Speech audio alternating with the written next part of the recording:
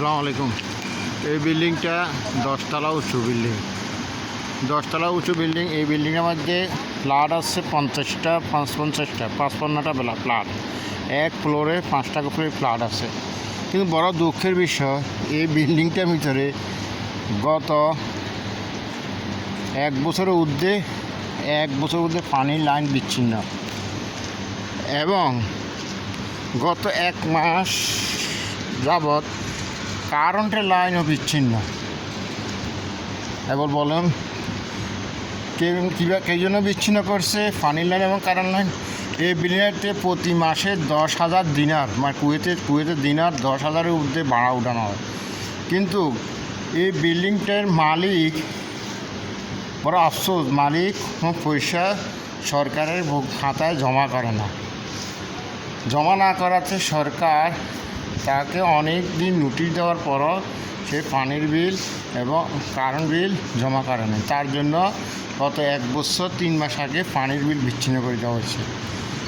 কিন্তু এই বিল্ডিংয়ের মানুষগুলো এত অমানসিকভাবে আছে যে বাসায় প্রকাশ করার মতন না।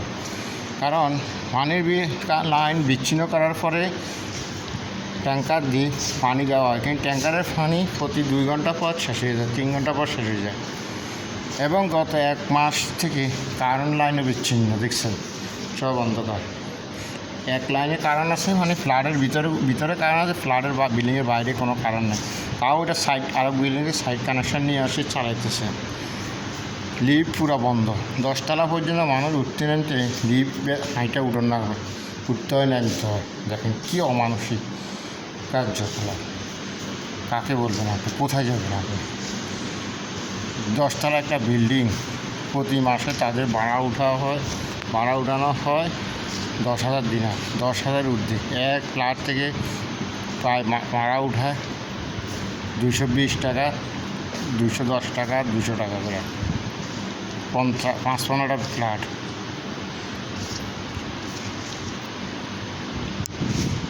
কিছুই বলার নেই। ধন্যবাদ।